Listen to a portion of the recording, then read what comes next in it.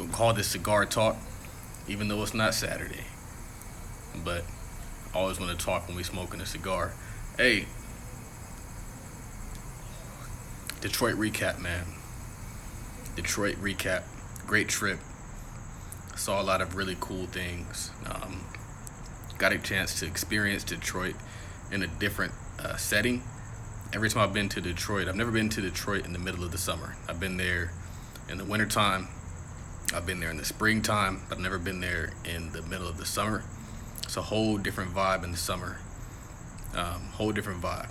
One thing I love about Detroit is it's a place that we can create our own kind of mecca. Again, there was already a black mecca in Detroit. A lot of black business, a lot of black ownership, a lot of black wealth. And Detroit kind of allows for that. Why? It allows for that because you can own the property, you can own the commercial property, you can own the warehouses, you can own the skyscrapers, you can own the banks, because it's all within reach, it's all affordable, it's all something that you can pool your money together with your people. You can create a community for us, by us. So a lot of people will say like, oh man, you're investing in the hood. And I'm like, that's the best place to invest. If we don't invest in the hood, somebody's going to invest in the hood. So, I mean, came into a lot of other deals, but one of the things I always tell people is that we bought this house from the land bank. Got a sweet deal in this house. And we had to run through a rehab like I never thought we'd be in. There was floors that were rotting through. There was the roof was rotted through. No furnace, no water tank, no plumbing, no electrical, no kitchen, no bathroom. Paint was peeling from the walls. And a lot of people will say like, well, why would you buy that? And I'm like, well, we won in multiple ways. Well, first and foremost, we made about 20 to 30 grand in equity. The second thing is that now I look at any rehab opportunity in that area and I'm like, all right, cool. Get that stuff out of here. Let's gut it. Let's put the drywall back in, put the plumbing back in, put the electricity back in.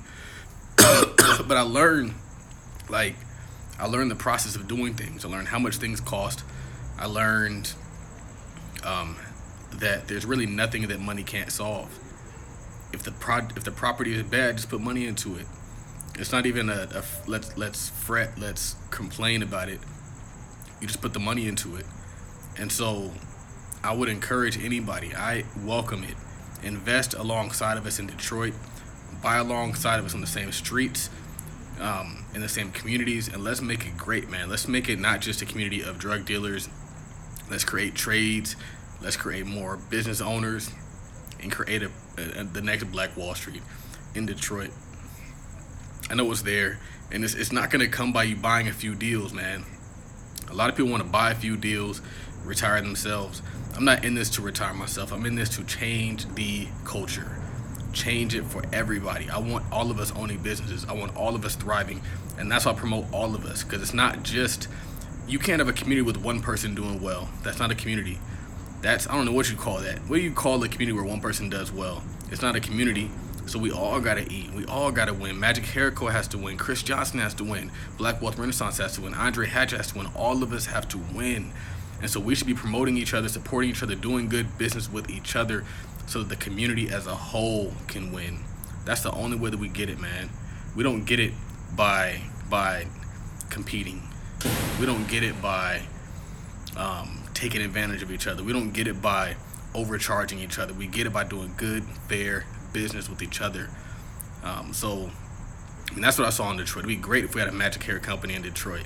It'd be great if we had a Chris Johnson company in Detroit. It'd be great if we had all our different shops in Detroit, because it's a community. I mean, you have to take into consideration, like, I live in Rancho Cucamonga. I've gone to nothing but PWIs. And so, like, my whole life I've been surrounded by people who don't look like me. And then you go to Detroit and you literally drive down the streets and every single home is a black person living there. And I'm like, wow, like, this is crazy. I've never seen that in my entire existence. When I lived in San Diego, we lived around a bunch of Hispanics and Caucasians. Now I live around a bunch of Hispanics and Caucasians. So it's just interesting that we have this opportunity We just got to invest in it. You got to put your money there, because if you don't put your money there, somebody's going to put your money there. Gentrification follows putting your money there. It does not follow white people. It does not follow anything else. But did you invest in your community? Did you put the money back in that community? Did you? Or did you protest? Protest and gentrification, protest and community development, protest and Black Wall Street have nothing to do with each other. Stop protesting and start participating in improving your community. Start building it up. Start investing in it. I was talking to this Hispanic dude, and he had just spent about $2,000 buying these lots for a funeral, or like you can buy plots for like when people pass away, you put them in there. And he was saying like he bought it because they keep going up in value, so he'd rather buy it now instead of waiting 5, 10 years, 20 years when somebody passes away, and then they have to pay the premium. And he was saying like, you're gonna spend that $2,000 on nonsense anyway. You might as well put it into something lucrative. You're gonna spend that $1,000, that $5,000, that $10,000 on a vacation, on something.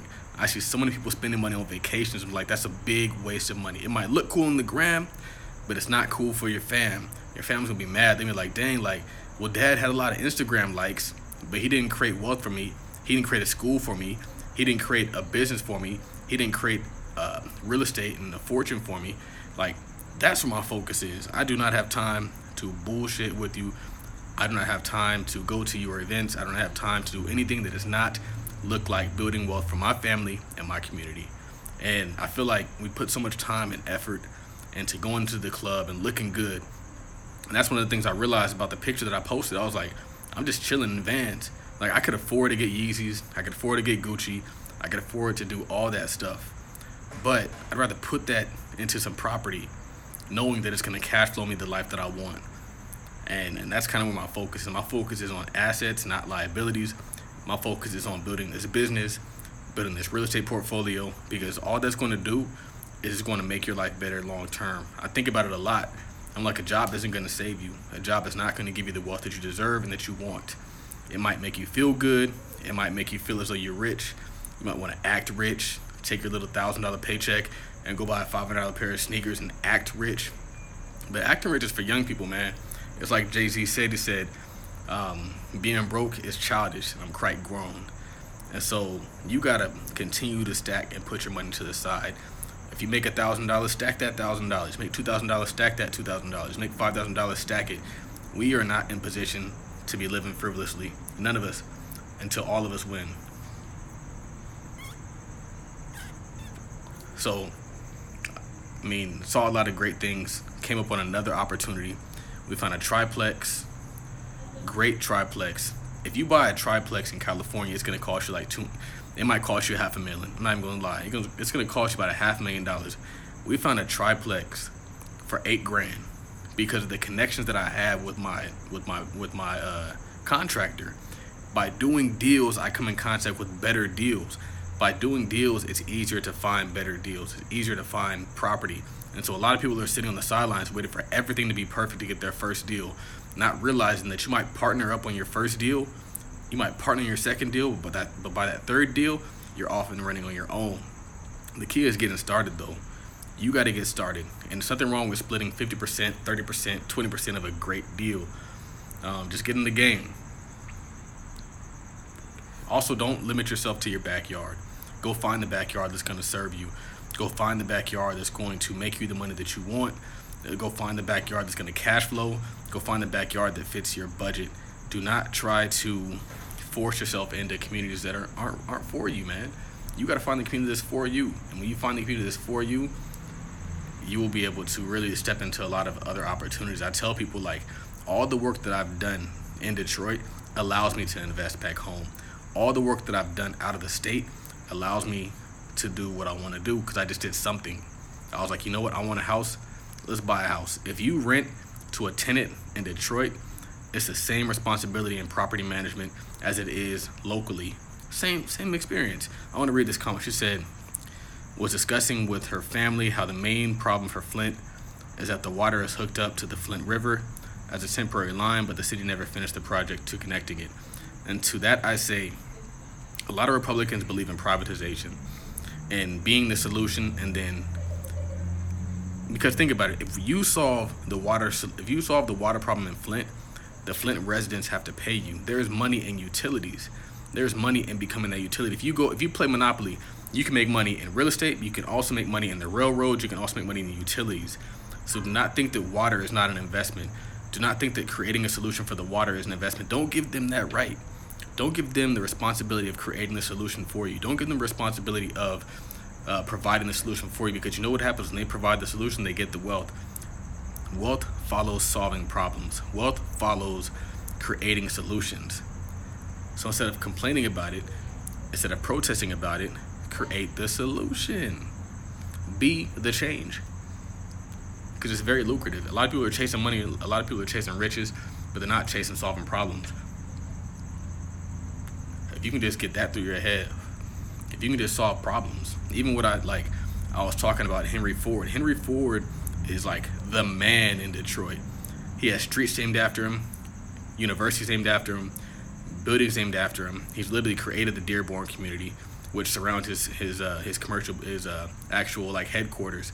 He created that, and he created that. I forgot where I was going with this. I forgot where I was going with that statement. I really forgot I was going with that, but it was going to be dope. Nevertheless, I say all that to say that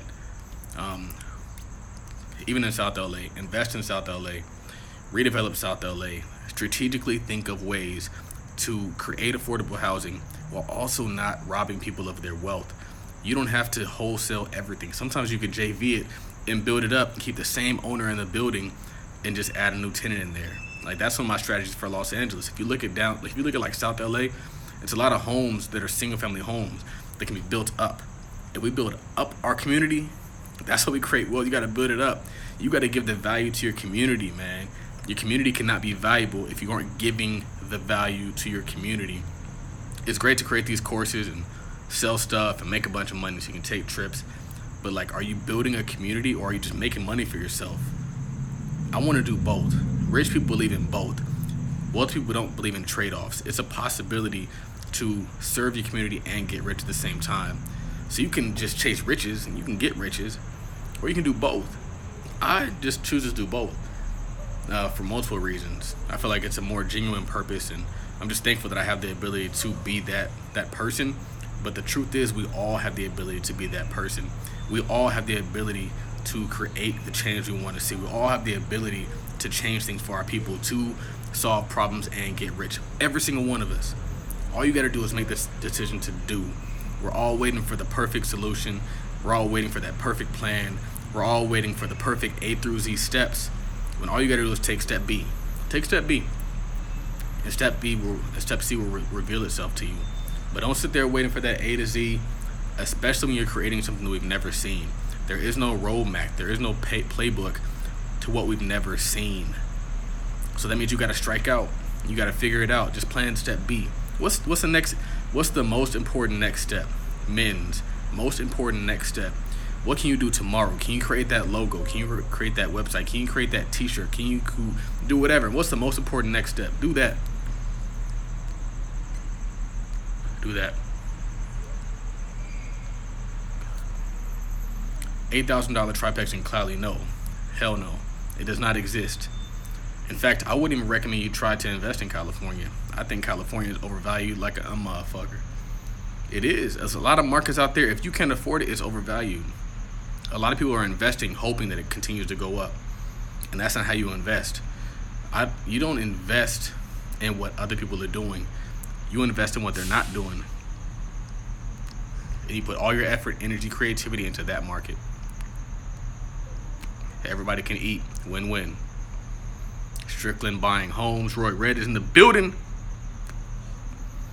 Roy Red is in the building. Shout out Roy Red, man. Check out his books. Check him out on Amazon. Check out his podcast. Doing a great work, changing the culture for the culture. So with that, I think that's all I got to say. I got to put this cigar out. It's time to go to sleep.